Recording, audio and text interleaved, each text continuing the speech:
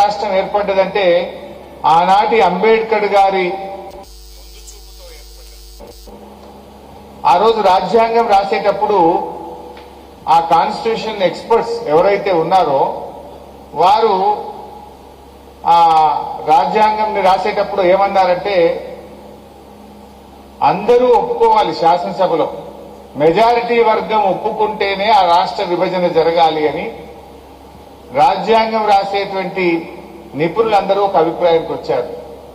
కానీ బాబాసాహెబ్ అంబేద్కర్ గారు ఇది కరెక్ట్ కాదు, నాకు ఈ రాత్రి టైం ఇవ్వండి, నేను ఆలోచించుకొని పొద్దున్నే వస్తా అని చెప్పి ఆయన ఆర్టికల్ 3ని రాసి ఆ కాన్స్టిట్యూషన్ ఎక్స్పర్ట్స్ ముందు పెట్టి ఒప్పించి మెప్పించి ఆర్టికల్ 3ని రాజ్యాంగంలో చేర్చడం వల్లనే ఇవాళ తెలంగాణ రాష్ట్రం ఏర్పడ్డది. మెజారిటీ ఒప్పుకోవాలంటే ఆనాడు ఉమ్మడి ఆంధ్రప్రదేశ్ లో 294 మంది ఎమ్మెల్యేలు ఉండేవాళ్ళు, 175 మంది ఆంధ్ర, 119 మంది తెలంగాణ. మా 175 ఎప్పటికీ ఒప్పుకోకపోదురు, ఎప్పటికీ తెలంగాణ కాకపోవు. మరి ఇది జరగదు. పేదలకు, చిన్నవారికి, అన్యాయానికి గురైన వాళ్ళకి న్యాయం జరగాలంటే మెజార్టీ అనేది ఉండొద్దు. శాసనసభ ఒప్పుకున్నా ఒప్పుకోకున్నా పార్లమెంటు బిల్లు పాస్ చేసి రాష్ట్రాన్ని ఇవ్వచ్చు అని ఆర్టికల్ 3లో ఆనాడు అంబేద్కర్ గారు పెట్టింది కనుకనే ఇవాళ తెలంగాణ రాష్ట్రం ఏర్పడ్డది. అంబేద్కర్ అందరివాడు, కానీ తెలంగాణ విషయంలో మాత్రం మనకు చాలా దగ్గరవాడు. ఎందుకంటే తెలంగాణ ఏర్పడ్డదంటే వారి దయతో, వారి ముందు చూపుతో ఇవాళ తెలంగాణ రాష్ట్రం ఏర్పడ్డదని మనం గొప్పగా చెప్పుకోవాల్సిన అవసరం ఉంది. సో ఈ ఎడ్యుకేషన్ సొసైటీ ఏదైతే ఆయన ఆలోచన ఉందో, విద్య లేనిది మనకు లాభం లేదు, విద్య లేనే మనకు విముక్తి కలిగిస్తుందని నమ్మారో ఆ విద్యను మీలో అందించడానికి, ఆ చదువుకున్న పిల్లల్ని ప్రోత్సహిస్తే ఇంకొకరు కూడా ఏమనిపిస్తుంది, వచ్చే సంవత్సరం నాకు కూడా అవార్డు కావాలి, నేను కూడా గోల్డ్ మెడల్ తెచ్చుకోవాలి, నేను కూడా ఇక్కడ స్కాలర్షిప్ తెచ్చుకోవాలి అనేటువంటి ఒక పోటీ తత్వం పిల్లల్లో పెరగాలి, పిల్లలు బాగా చదువుకోవాలనే ఉద్దేశంతోనే ఈ సొసైటీ ఏర్పడ్డది. ఒక మంచి ఉద్దేశంతో ఈ కార్యక్రమం జరుగుతుంది కనుక ఇంత నిజాయితీగా మా నారాయణ సార్, మా మాంకాల్ సార్, మా సభ్యులందరూ కూడా కృషి చేస్తున్నారు కనుక దీనికి ఎంతో కొంత తోడ్పాటు అందించడం, దీనికి అండగా నిలవడం నా బాధ్యతగా నేను భావిస్తా ఉన్నాను తప్ప వేరే ఉద్దేశం కాదు. ఇది మంచి కార్యక్రమం. నిజానికి చాలా విషయాలు ఉన్నాయి. బెస్ట్ అవైలబుల్ స్కూల్ అనేది ఉండేది, ఇంతకుముందు గతంలో ఉన్న కాంగ్రెస్ ప్రభుత్వమే పెట్టింది. అప్పుడు ఈ బెస్ట్ అవైలబుల్ స్కూల్ అంటే ప్రైవేట్ స్కూళ్లలో ఎస్సీ ఎస్టీ పిల్లలు చదువుకోవాలి, ఆ ఫీజు గవర్నమెంటే కట్టాలి అనేది ఉండేది. అప్పుడు ఎంత 8,000 మంది పిల్లలు ఈ రాష్ట్రంలో చదువుకునేవాళ్ళు. కేసీఆర్ గారు వచ్చినాక రివ్యూ చేసి 8,000 కాదు 25,000 మంది పిల్లల్ని ప్రైవేట్ స్కూళ్లలో చదివించడానికి సంఖ్య పెంచడం జరిగింది. స్కూళ్ల సంఖ్యను 80 నుంచి 150కి పెంచడం జరిగింది. ఆ ఫీజు కూడా తక్కువ ఉండేది. అంతకుముందు 20,000 రూపాయలు ఉన్న ఫీజును 42,000 రూపాయలకు కూడా పెంచడం జరిగింది.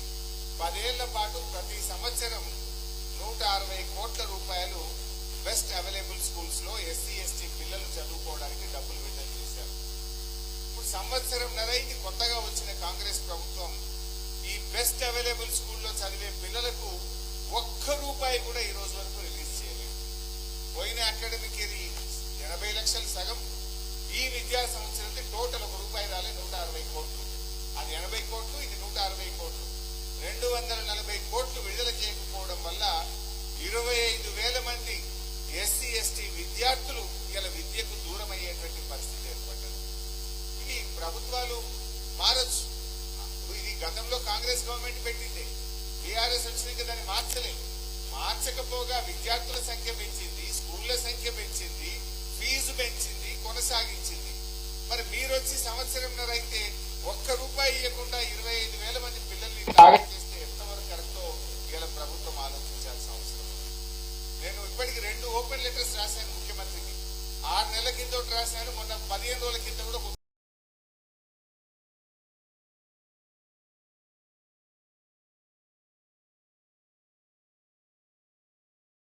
చేయండి అంటే ప్రభుత్వంలో ఉలుకు పలుకు లేని పరిస్థితి. అదేవిధంగా విదేశాల్లో చదువుకోవడానికి డాక్టర్ అంబేద్కర్ ఓవర్సీస్ స్కాలర్షిప్ పెట్టాం. 20 లక్షలు ప్రభుత్వమే ఇచ్చి అమెరికాలో, లండన్ లో, యూకేలో ఆస్ట్రేలియాలో పిల్లల్ని చదివించింది టీఆర్ఎస్ ప్రభుత్వం. ఈ ప్రభుత్వం వచ్చినాక దాని మీద కూడా సీతకన్ను, కొత్త విద్యార్థులను సెలెక్ట్ చేస్తలేదు. ఫస్ట్ ఇయర్ పూర్తయి సెకండ్ ఇయర్ చదివే పిల్లలకు సెకండ్ ఇన్స్టాల్మెంట్ 10 లక్షలు కూడా విడుదల చేయకపోవడం వల్ల పాపం ఇప్పటికే విదేశాలకు పోయిన దళిత, గిరిజన, బలహీన వర్గాల విద్యార్థులు చాలా ఆందోళనలో ఉన్నది. చదువు మధ్యలో ఆపేసే పరిస్థితి వచ్చింది. అంటే ప్రభుత్వానికి ఇంతకంటే ప్రాధాన్యత ఏముంటది? ఎస్సీ ఎస్టీ పిల్లలు చదువుకునే బెస్ట్ అవైలబుల్ స్కాలర్షిప్స్ ఎందుకు ఇవ్వరు? విదేశాల్లో చదువుకునే పిల్లల స్కాలర్షిప్లు ఎందుకు ఆపుతున్నారో ఇవాళ ప్రభుత్వం ఆలోచించాల్సిన అవసరం ఉంది. గత 20 ఏళ్ళుగా ఇచ్చిందే కదా, కొత్తగా ఇచ్చే స్కీమ్ కాదు. ఇంకా వీలైతే అమౌంట్ పెంచండి, విద్యార్థుల సంఖ్య పెంచండి తప్ప ఇవాళ ఇప్పటికే విదేశాల్లోకి వెళ్లిన పిల్లలు ఇవాళ చదువు ఆపేసే పరిస్థితి వస్తుంది. దీని మీద ప్రభుత్వం వెంటనే స్పందించాలి. ఈ అంబేద్కర్ ఓవర్సీస్ స్కాలర్షిప్ నిధులు విడుదల చేయాలని చెప్పి కూడా కోరుతా ఉన్నాను. నేను మొన్న అసెంబ్లీలో కూడా మాట్లాడితే మీరు ఎవరైనా చూశారో లేదో నాకు తెలియదు. అసెంబ్లీలో బడ్జెట్ సమావేశాల్లో మాట్లాడేటప్పుడు బట్టి విక్రమార్క ఉప ముఖ్యమంత్రి గారు పోయినసారి బడ్జెట్ లో ఏం చెప్పారంటే, ఎస్సీ ఎస్టీలకు ఇల్లు కట్టుకోవడానికి ₹1,00,000 అదనంగా ఇస్తాము, అందరికీ 5 ఇస్తే వీళ్ళకి 6 లక్షలు ఇస్తామని తన బడ్జెట్ ప్రసంగంలో చెప్పాడు, అసెంబ్లీలో చెప్పాడు. కానీ జీవో చూస్తే అందరితో పాటు ఎస్సీ ఎస్టీలకు కూడా 5 లక్షలే ఉన్నది. అంటే నువ్వు అసెంబ్లీలో చెప్పినావు విక్రమార్క గారు, నువ్వు అసెంబ్లీలో చెప్పి ఇట్లా మాట తప్పితే తప్పు. దయచేసి ఎస్సీ ఎస్టీలకు డబ్బులుండవు, బేస్మెంట్ కట్టే బిల్లు ఇస్తా అంటున్నావు, 1 లక్ష అదనంగా ఇవ్వండి, ఇల్లు పని ప్రారంభించడానికి ముందే ఇవ్వండి అని చెప్పి నేను అసెంబ్లీలో అడిగితే దాని గురించి కూడా ప్రభుత్వం నుంచి స్పందన లేని పరిస్థితి. అంటే ఈ రకంగా వాళ్ళు మాటలు కోటలు దాటుతున్నాయి కానీ చేతలు గడప దాటడం లేదు. దళిత బడ్జెట్ ఎస్సీ సప్లాన్ నిధులు విడుదల కావడం లేదు. ఈ సంవత్సరం ఎస్సీ సప్లాన్ లో దాదాపు 40% నిధులు ఆగిపోయినటువంటి పరిస్థితి ఉంది. అంటే ప్రభుత్వం ఒక డైరెక్షన్ లెస్ గా నడుస్తున్నటువంటి పరిస్థితి ఉంది. ఇంకోటి కూడా నేను అసెంబ్లీలో మాట్లాడిన, ముఖ్యంగా ఇక్కడ ఉండేటువంటి టీచర్స్, మేధావులు, ఉద్యోగులు, మీరు కూడా గట్టిగా స్పందించాల్సిన అవసరం ఉంది. అదేంటంటే జీవో 55, జీవో 29. కేసీఆర్ ఉన్నప్పుడు జీవో 55 ఉండేది. విద్యా ఉద్యోగాలకు జీవో 55 అమలు చేసేవాళ్ళం. కాంగ్రెస్ ప్రభుత్వం వచ్చినాక జీవో 55 ని రద్దు చేసి జీవో 29 తీసుకొచ్చింది. నేను ఇది అసెంబ్లీలో కూడా మాట్లాడినా, మీరు కావాలంటే గూగుల్లో సెర్చ్ చేస్తే వస్తుంది. ఏంటిది జీవో 29, ఏంటిది జీవో 55? సింపుల్, 2 లైన్లలో చెప్తా. ఒక 100 ఉద్యోగాలు, ఒక 100 ఎంపీడీఓ ఉద్యోగాలకు నోటిఫికేషన్ పడ్డది. పరీక్ష రాసింది 100 ఉద్యోగాలకు. మన రాష్ట్రంలో 50% రిజర్వేషన్, 50% ఓపెన్ కాంపిటీషన్ ఈ ప్రభుత్వం అమల్లో ఉంది. మొదలు ఏం చేయాలి? 100 ఉద్యోగాలకు 1000 మంది పరీక్ష రాశారు. 100 ఉద్యోగాల్లో మొదటి 50 మెరిట్. మొదటి 50 మెరిట్. పాత కేసీఆర్ ఇచ్చిన జీవోలో మొదటి 50 మంది ఎవరు టాప్ మార్కులు వస్తాయో ఆ మొదటి 50 మందిని తీసుకుంటారు.